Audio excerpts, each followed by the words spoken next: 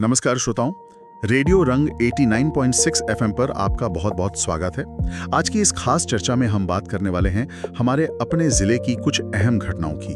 बिल्कुल, और आज हमारे पास चर्चा के लिए बहुत कुछ है जो सीधा हमारी आपकी जिंदगी से जुड़ा है। हाँ, मतलब कल ही मैं देवरिया डायरी के कुछ अपडेट्स देख रहा था। बस कुछ घंटों की बेमौसम बारिश हुई और कैसे सब कुछ अचानक से बदल गया। सही कहा आपने। मतलब ऐसा लगा जैसे पूरा का पूरा सिस्टम ही रुक गया हो।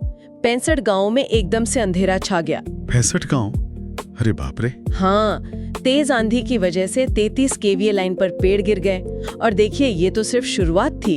इसका सीधा असर हमारी सेहत और रोजमर्रा की बुनियादी चीजों पर पड़ा है। तो ये तो पूरी तरह से एक डोमिनो इफेक्ट की तरह हो गया ना। एकदम सही। अब आप महर्षि देवराहा बाबा मेडिकल कॉलेज का ही हाल ले लीजिए।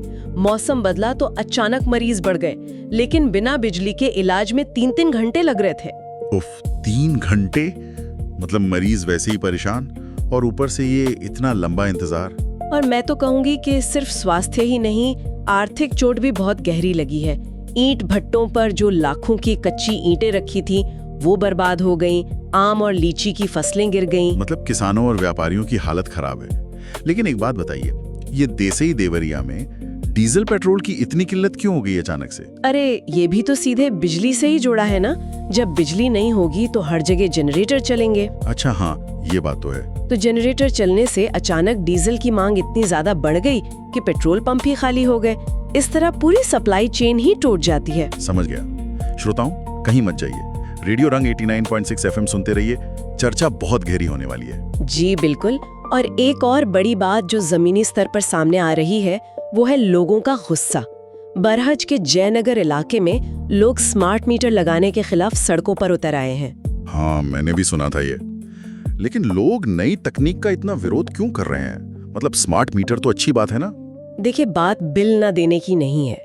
लोगों का डर ये है कि पुरानी जर्जर तारों और फॉल्ट वाले सिस्टम के बीच ये स्मार्ट मीटर उनकी रीडिंग को बेवजह तेज कर देंगे। अच्छा, मतलब बुनियादी ढांचा तो पुराना है और तकनीक नई थोपी जा रही है। बिल्कुल। इससे लोगों पर आर्थिक बोझ बढ़ने का डर है और प्रशासन पर अविश्वास पैदा हो रहा है। ये तो वही बात हुई कि सड़क में गड्ढे हैं लेकिन टोल टैक्स एकदम प्रीमियम हाईवे का वसूला जा रहा है। एकदम सटीक उदाहरण दिया आपने। और इसी बीच अगर प्रशासन की बात करें तो शिक्षा विभाग अचानक से कुछ ज्यादा ही सख्त नजर आ रहा है।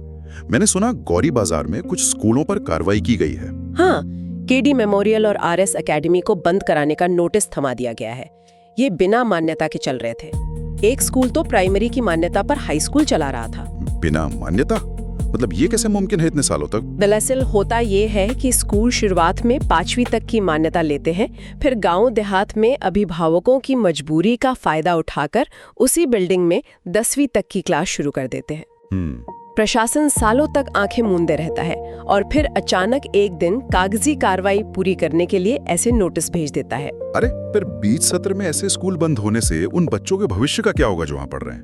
क्या प्रशासन ने कोई बैकअप प्लान बनाया है? यही तो सबसे बड़ा सवाल है जिसका जवाब अक्सर गायब रहता है।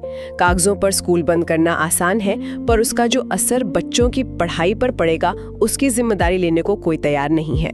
सच में ये सोचने वाली बात है। श्रोताओं, आप जुड़े रहिए हमारे साथ, बातें अभी और भी हैं। वैसे हमारे पास कुछ सकारात्मक खबरें भी है ना? जी हाँ, बिल्कुल। अच्छी खबर ये है कि मिशन शक्ति फेज 5 के तहत पुलिस टीमें जगह जगह जाकर महिलाओं को 1090 और 112 जैसे हेल्पलाइन नंबरों के प्रति जागरूक कर रही हैं। अरे वाह, ये तो बहुत जरूरी कदम है सुरक्षा के लिए। और साथ ही देवरिया क्लब में कृषि मंत्री की मौजूदगी में शिक्षा मित्रों का सम्मान समारोह भी हुआ, जहां उन्हें मानदेय के चेक बांटे गए। ये एक अच्छी पहल है, लेकिन एक तरफ हम संस्थागत रूप से जागरूक हो रहे हैं और दूसरी तरफ सलेमपुर ओवरब्रिज वाली घटना देखिए। उफ, वो तो बहुत ही डरावना मामला था। मतलब सिर्फ 500 रुपए के विवाद में 2 युवक नशे में इतना लड़े कि एक ने दूसरे को पुल से नीचे फेंकने की कोशिश कर दी। अगर वहां राहगीरों ने तुरंत बीच बचाव ना किया होता तो जानी चली जाती। ये घटना दिखाती है कि समाज के भीतर हताशा कितनी बढ़ गई है। आर्थिक दबाव और नशे की लत मिलकर ऐसा माहौल बना रहे हैं जहां इंसान की जान की कीमत महज चंद रुपए रह गई है। बिल्कुल सही कहा आपने। डिजिटल दौर में हेल्पलाइन नंबर तो हम याद कर रहे हैं, लेकिन एक दूसरे के प्रति जो बुनियादी संवेदनशीलता है वो खत्म होती जा रही है। और यही आज की हमारी इस चर्चा का सबसे बड़ा निष्कर्ष भी है।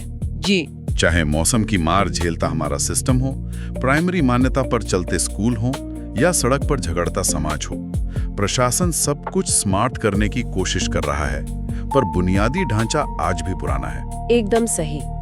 जब तक नींव मजबूत नहीं होगी, सिर्फ स्मार्ट मीटर लगाने से पूरा सिस्टम स्मार्ट नहीं हो जाएगा। बहुत ही गहरी बात कही आपने। हमें खुद अपनी जिम्मेदारियों के प्रति सतर्क रहना होगा। इसी विचार के साथ आज की इस खास चर्चा को यहीं समाप्त करते हैं। रेडियो रंग 89.6 FM सुनने के लिए आप सभी का बहुत बहुत धन्यवाद।